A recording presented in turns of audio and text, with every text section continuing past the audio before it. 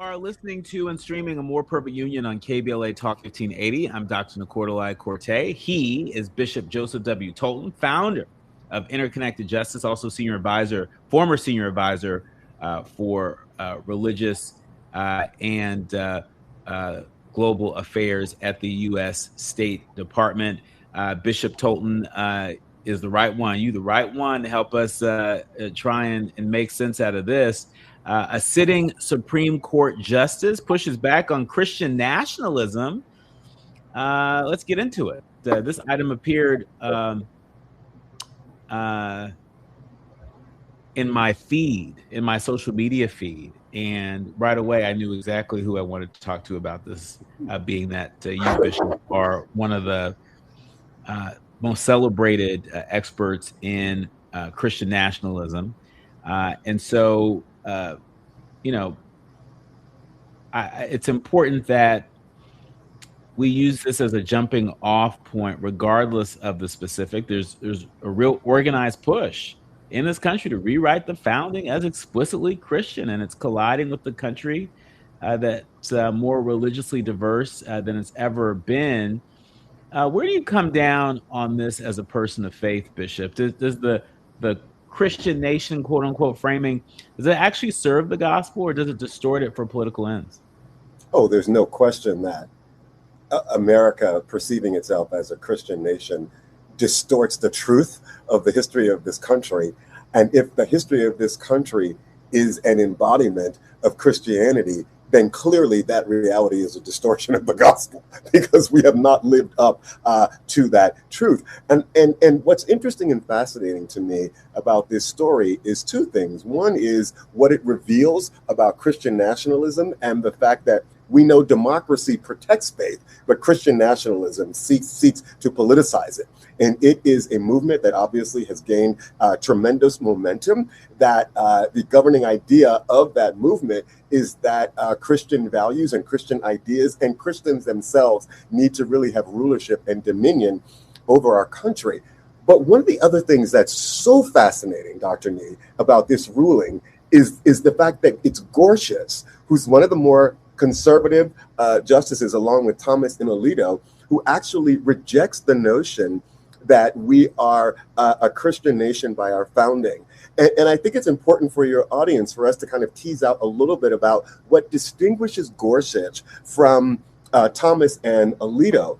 Gorsuch is probably the strongest textualist when it comes to looking at the Constitution, in terms of really asking the question, what did it mean to the writers, what thus and so has been said? And so for him, because the text itself gives no constitutional establishment to America as a Christian nation, but quite the opposite. Article 6, the First Amendment, states no religious test, no establishment of religion. And so for Gorsuch, if you're a textualist, you cannot invent a Christian founding that the Constitution itself refuses to create or refuses to display. So it's really interesting in terms of the difference between him and Alito and Thomas. Alito and Thomas, their reading of the text comes more through historical traditionalism, and they look to longstanding practices and majoritarian traditions to inform their understanding of the text,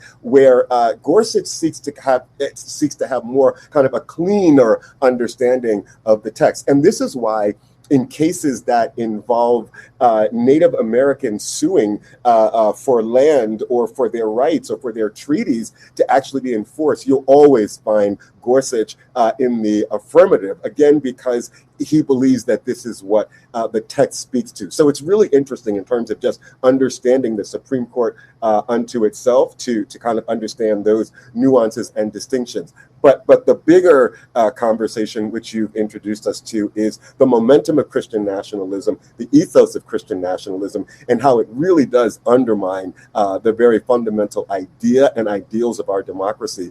And I will say that certainly I support Justice Gorsuch here, and I think that he's come to clearly the correct conclusion.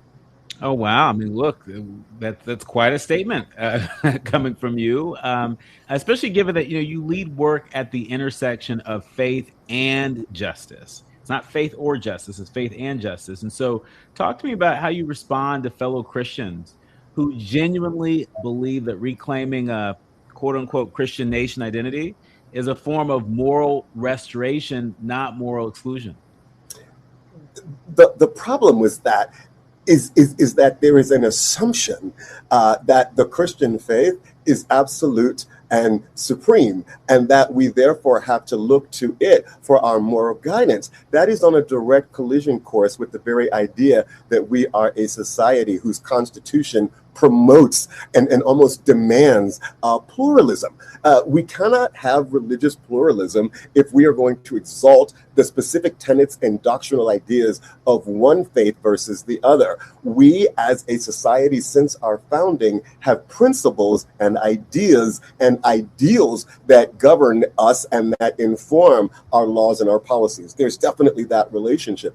But those ideas, we cannot sieve them solely through the Christian faith, but we have to do that in a way that allows for pluralism to really flourish, because the protection of minority rights, minority religious rights, was so very fundamental to the core founding of our nation. So I say no to my Christian friends who are dominionists, who want to exalt Christian doctrine as the idea that must inform our politics and our policies and our laws. And I push back and say it is actually shared values that come from a diversity of faiths that must inform our laws and our policies and our values.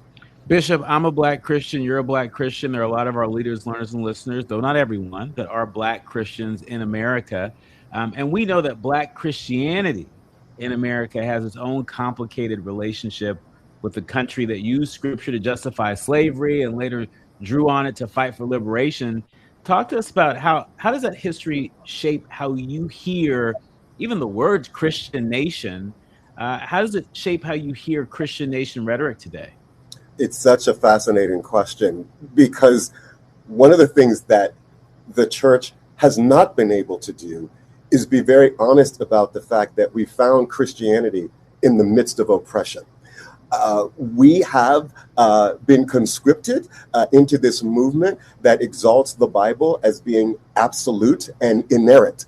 And because it is absolute and inerrant, it cannot be questioned. So we all are oriented as Black Christians to be protectors of the scriptures, even when we are protecting ideas and thoughts that come from the scriptures that actually undermine the productivity and the prosperity of our own communities. And so we have a very a very bipolar, as it were, relationship with the scriptures. And one thing that's happening now generationally is you've got younger people, Generation Z, who are clearly questioning our embrace of the scriptures as being inerrant, and they are challenging the scriptures, and they are challenging the old generation to rethink how wedded we are to the scriptures as textualists. And it's actually rather fascinating, because we support a theory around the Constitution of understanding it as a lived document,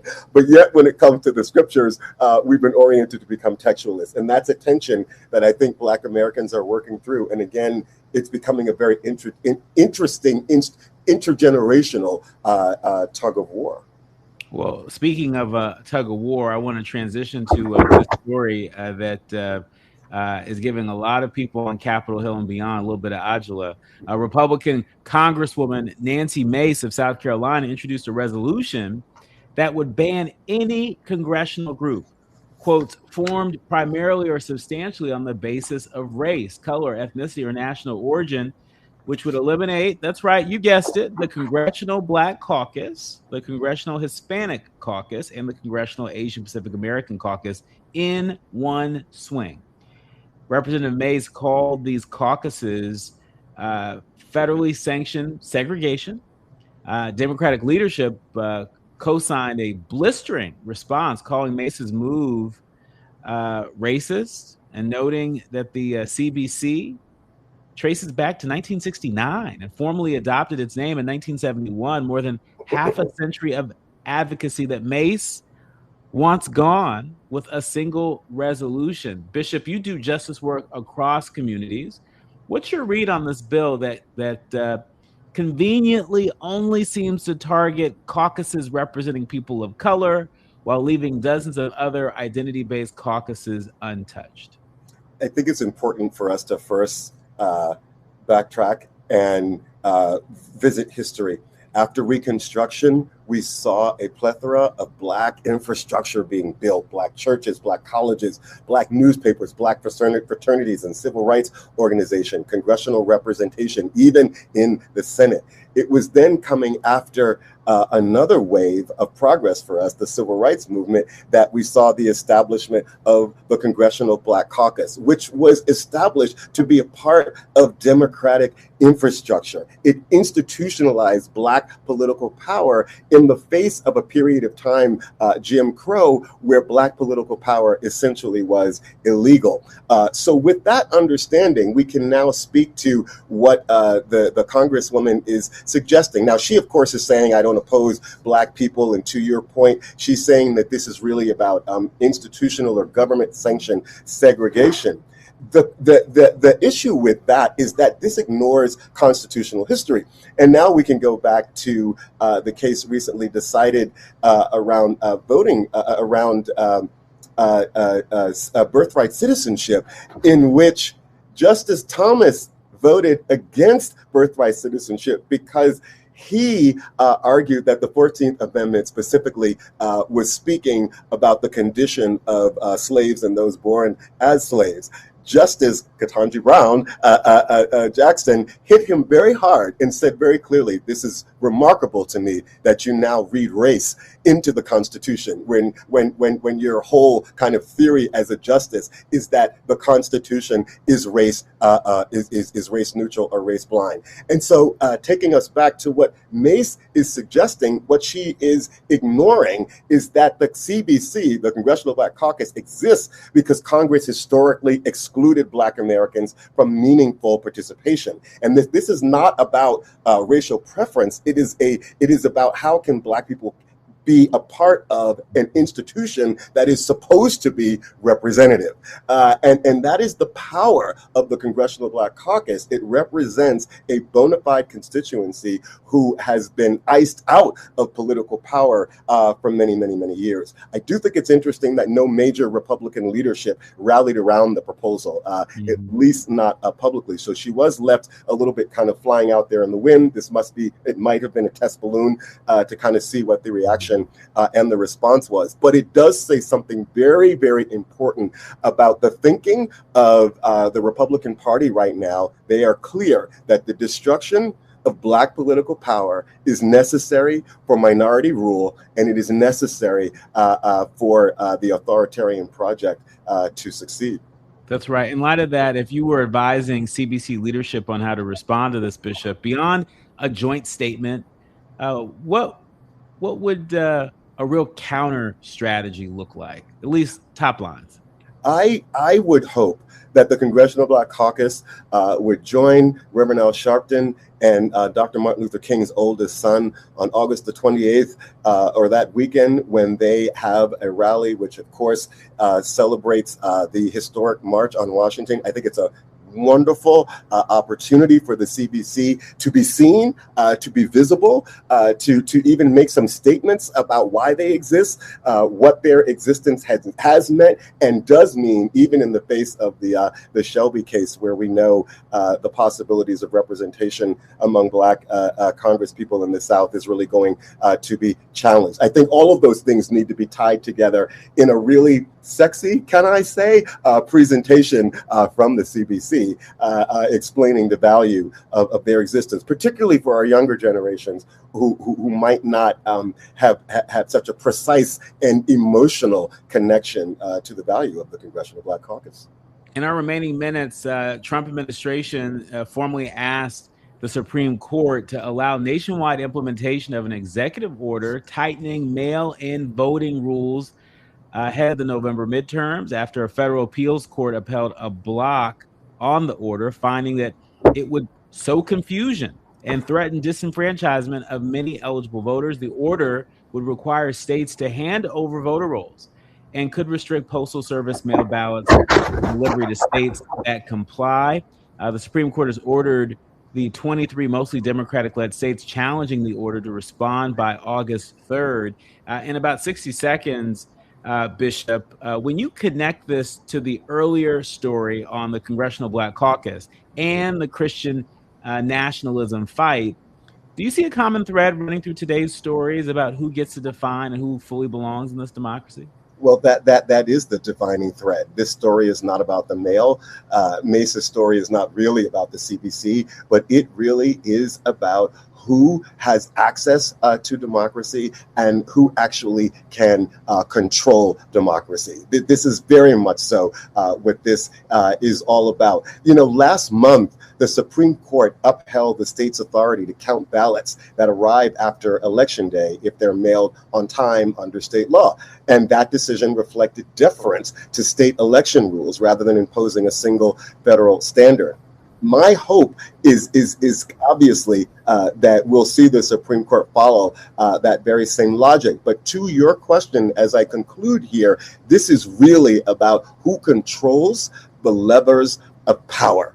It always goes back to power. If you have a problem with states' rights when the outcome is one that you disagree with, you were never for states' rights. You were always interested in nothing more than power. That's absolutely right. And we're watching the real-time scaffolding going up in an effort to build an apartheid state. You Yes, said it earlier when you talked about minority rule. That is the North Star, that's right? right. They know the demographics aren't on their side, and so they are moving quick, fast, and in a hurry to change the rules. That's what this is. And so don't let anybody let you think that your vote doesn't matter, Yes. because they would not be working so hard in overdrive to try and scuttle your vote, to make it more difficult for you to vote, to make your vote not count. Oh, You've been listening. Oh, go ahead, no, Bishop. no, no. I'm good. I was just going to say, you've been listening to and streaming A More Perfect Union on KBLA Talk 1580. When we come forward, there's a story coming out of Watts that we must tell you about. You're listening to A More Perfect Union on KBLA Talk 1580. Thank you, Bishop. So good to be with you. You are listening to and streaming A More Perfect Union on KBLA Talk 1580. It's time for the quiet part out loud. This is the Watts edition. $22 million Watts Tower project is breaking ground. Let me tell you all about it, because this is some good news. Good news that is good for the soul, just in time for us to close out hour one of our show. A $10.1 million investment from the Bezos Earth Fund completes the funding for more than $22 million revitalization of the Watts Towers Arts Center campus. The project will add more than 30,000 square feet of usable park space, new shade and cooling features, and climate resilient landscaping, all with new walking paths, seating, lighting, drinking fountains, and bike racks. Mayor Bass called it an investment in expanding green space in historically underserved communities. And the project is targeted for completion ahead of the 2028 LA Olympics. Look, this is Watts. It's happening in Watts, a neighborhood that built one of the greatest folk art monuments in American history out of scrap steel and broken tile, largely ignored by the city for decades. And so over here, we say it's about time. It's about time that investment caught up to this extraordinary legacy. For those of you that subscribe to a More Perfect Union podcast, you can see that piece of art. The Watts Tower is on the cover art for our podcast. And so not only do you see the image of the White House, but you also see the image of the Watts Tower. And that's on purpose, because what we try to do here each and every day is connect the dots between what's happening at the White House and Capitol Hill and why that matters to your house. That's what we attempt to do each and every day here. That is a wrap for hour one. But when we come forward, we've got more to talk about. A Black father questioning police in New Jersey Oprah Winfrey closing a chapter in South Africa, and Dr. Calvin John Smiley. He joins us to talk about policing, politics, and the AI robot that's, almost teaching your kids. You're listening to and streaming A More Perfect Union on KBLA Talk 1580. More when we come forward.